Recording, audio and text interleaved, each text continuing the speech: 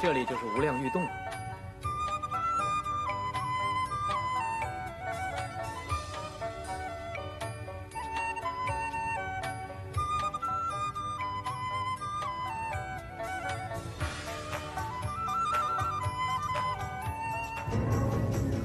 有人闯石洞！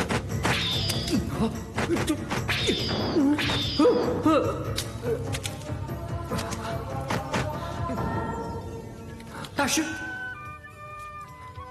大师，段施主，你怎么会在这儿啊？我也想不到会遇上大师你啊！小僧受人之托，专程到这儿来的。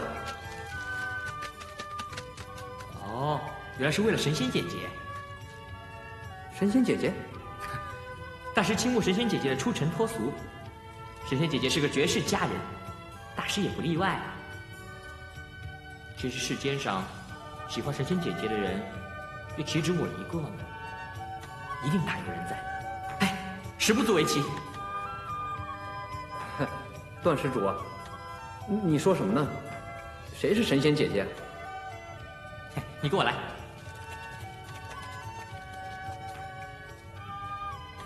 你看，哎，一模一样啊！啊，我知道了，施主所喜欢的人就是她。大师你何尝不是呢？哎，罪过罪过！这位是小僧的师娘。什么？师娘？这幅画像呢，是小僧的师傅无崖子临终的时候交给小僧的。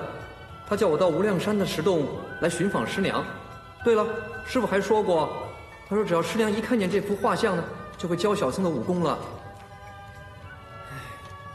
其实小僧根本就不想学什么武功啊。不过呢，师傅临终的时候交代的，小僧不敢抗命。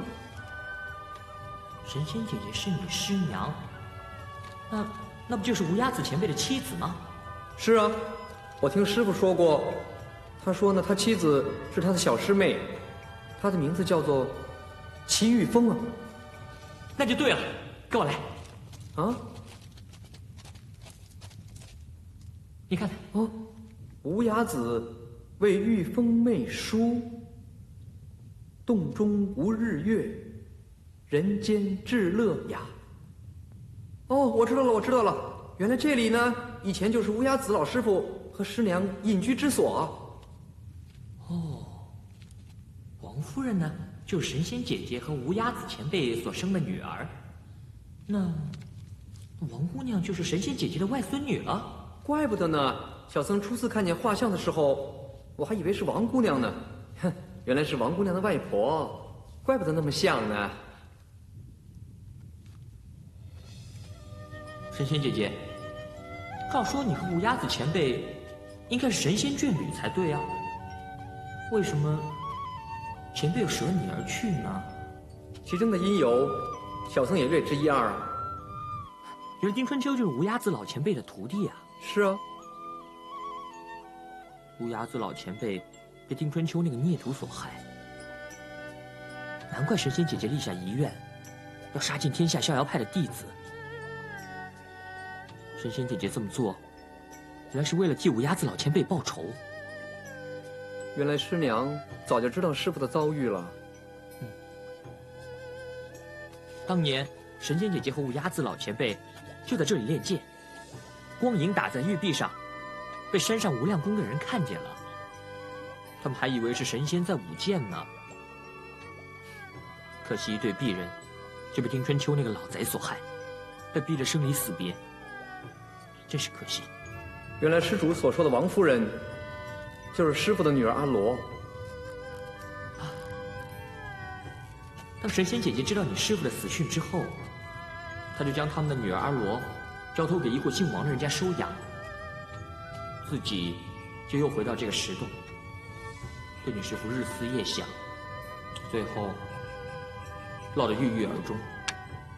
哇，原来逍遥派的武学这么博大精深，还集名家之长呢。可惜你师傅不知道神仙姐姐已经不在人世了，他叫你来找神仙姐姐，求教逍遥派的武功呢。那既然师娘有北冥神功和凌波微步这两种神功秘籍，那为什么不传授给他的女儿阿罗呢？让阿罗去找丁春秋报仇呢？因为织女莫若母嘛。啊？王夫人阿罗生性偏激急躁，恐怕神功未练成，就要找丁春秋那个老贼去报仇。反而会被丁春秋那个老贼所害。是啊。再说，当时以王夫人一个美貌女子，她如果身怀2套绝世武诀的秘籍，那一定会引来奸徒的垂涎呢。那岂不是危害更深？原来如此，怪不得师娘连师傅的死信都不告诉王夫人阿罗了。今日你我能在石洞相遇，将你师傅师娘以往几10年的经历一一推算清楚，也算是有缘了。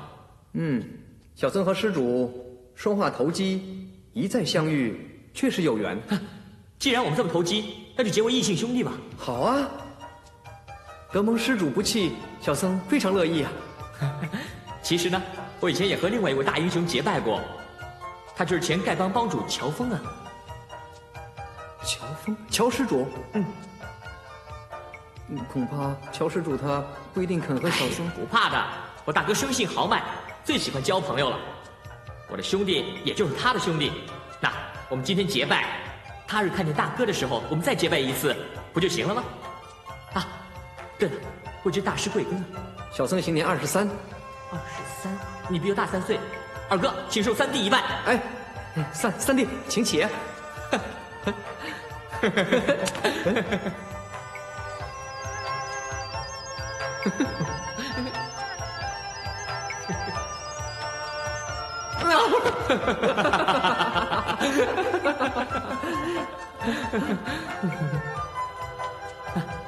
对了，二哥，你今后有何打算？小僧自幼就在少林出家，如今糊里糊涂的投入了什么逍遥派的门下。其实应该马上回少林寺，一来呢解释玄难师叔祖的死因，二来向方丈和师父领罪。在没看见二哥之前，我就想在这里常伴神仙姐姐度过此生了。但是现在看见二哥之后，听你一说要回少林寺，我想还是陪你走一趟吧。起码你方丈和你师父不相信你所说的，我也可以帮你作证啊。再不信，如果他们真的把你逐出少林，你可以跟我一起回云南。我们大理是万佛之国，天龙寺、天界寺，只要二哥你喜欢，不愁没有修行的地方。三弟你口齿伶俐，相信一定可以劝服方丈和师父，让我留在少林寺门下的。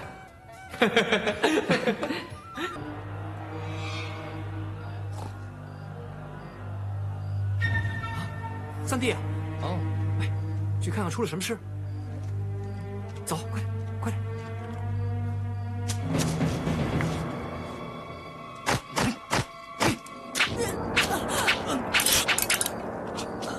不要紧吧？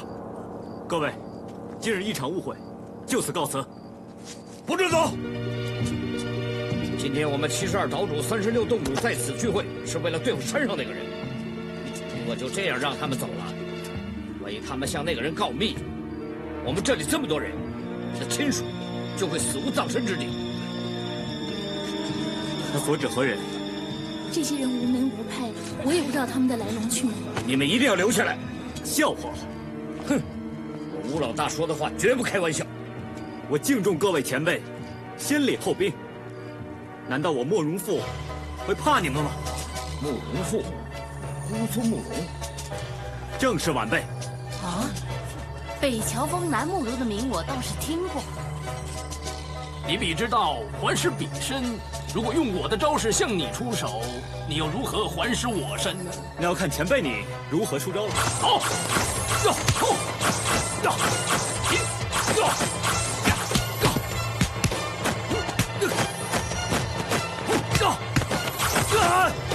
表哥，原来是海南不同道人的五斗米神功。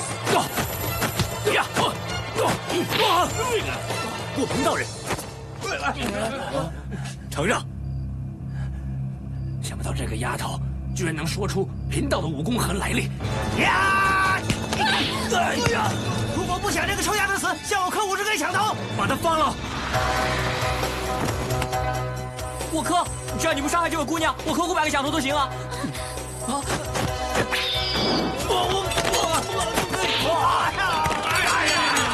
快走啊！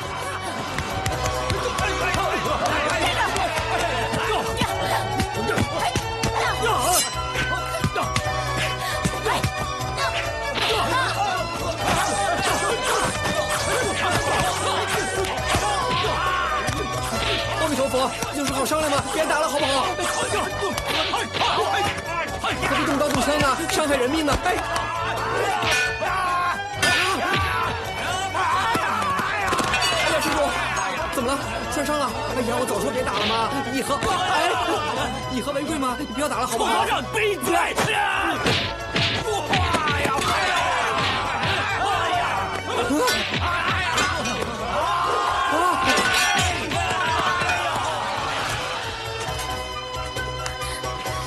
我们终于脱离险境了。段公子不行了，我表哥还在山谷里，他也会有危险的。你能不能帮我回去救他啊？别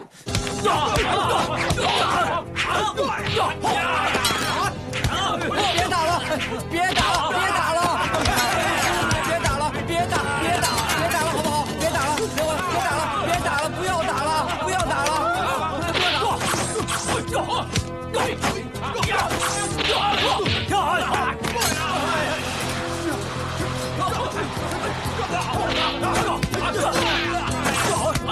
公子，我来帮你。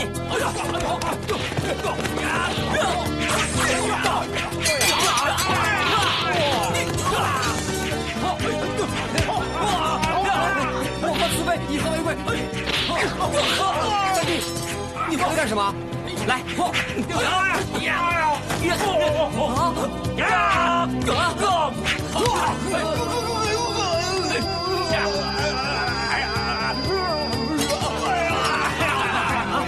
这个把人抬上天，这个人吸着人不放，这是什么功夫啊？72岛36洞的朋友，请住手，别再打了，别再打了。各位岛主、洞主，请听我吴老大一句话。善哉，善哉。我们这么多人聚集在这里，是为了商量一个办法来对付天山童姥。天山童姥，他是哪个门派的？天山童姥。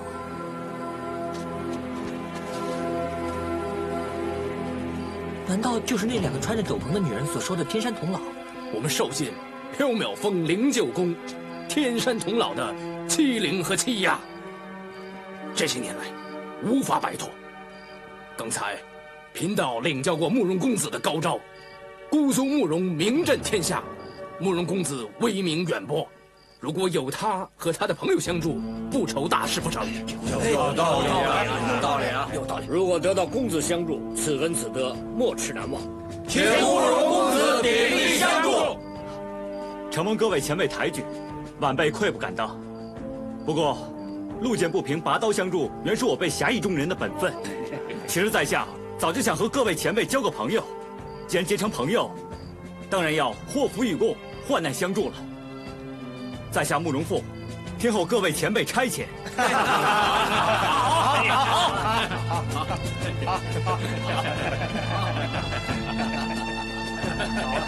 善哉，善哉。大家化敌为友，实在太好了。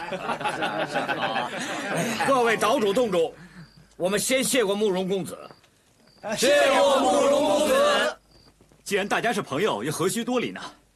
啊，刚才吴老大所说的天山童姥，在下并不熟悉，恳请相告。我们72岛36洞的众兄弟，都是天山童姥的手下，不但任凭他的差遣，每年还要上灵鹫宫进贡朝拜。怎么有这么不公平的事？如果你们不进贡，又会怎么样呢？请问这位公子尊姓大名？晚辈姓段，名玉。段公子，你有所不知，天山童姥在我们每个人身上都种下了生死符，稍不合他的心意，就拿不到解药。毒发的时候真是惨不忍睹。啊，我想起来了，去年神农帮帮主司空玄，就是因为被中了生死符，他生不如死，最后啊，情愿自刎而死啊。在上个月初，我和不平道兄一块上灵鹫宫进贡的时候，我们比天山童姥指定的日期迟了3天。如果童姥一不高兴，我们就不能活着下山了。那天，我们等候接见，等了很久，心里知道凶多吉少。突然听到里面传出拿这种东西来见我！哎呀，我好痛苦！我求求你们，一掌把我打死好了！哎呦！你们把东西留下，尊主说你们可以回去了。啊，可以回去了。是啊，走吧。啊，根据经验，童老对你和颜悦色，你就死得更惨，所以当时我们真的吓坏了，不知道童老会用什么方法来对付我们两个。奇怪，怎么有2个伤口？拍打他的生死符学到散功，竟然出手2次，哎，有点不对劲。天山童老功力绝顶，要打散一道生死符，从来是一招毙命。莫非童老有病，所以力不从心？如果他真的患病身亡，生死符就会落在他人之手，我们就更危险了。为了查明究竟，我们再摸上灵鹫宫。我们在宫里迷了路，不辨方向。后来我看见一个小丫头坐在花园当中，于是不管3七2十一，掳她下山，打算严刑拷打。可是没想到，我们千辛万苦把这个丫头抓回来，原来是个哑巴。啊？怎么是个哑巴？不管怎么拷打他、饿他、折磨他，他始终不说话。阿弥陀佛，罪过罪过！我不相信你是哑巴！哼！快给我说话！天然童老得了什么病？他得了什么病？我们用尽严刑拷打，他还是一言不发，足以证明他的确是哑巴。各位岛主、洞主，如今既然查不到天山童老的情况，我们就不能贸然行事。可是现在我们抓了这个女孩子，各位，我们应该如何处置她？杀了他！杀了他！杀了他！杀了他！不行不行，你们这样对待一位小姑娘，实在天理难容。你们放了她好不好？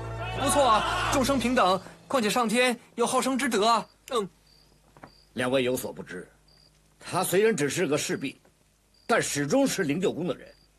这几十年来，我们受尽灵鹫宫的折磨，生死符一发作，真是求生不得，求死不能。杀了他，起码能出一口气。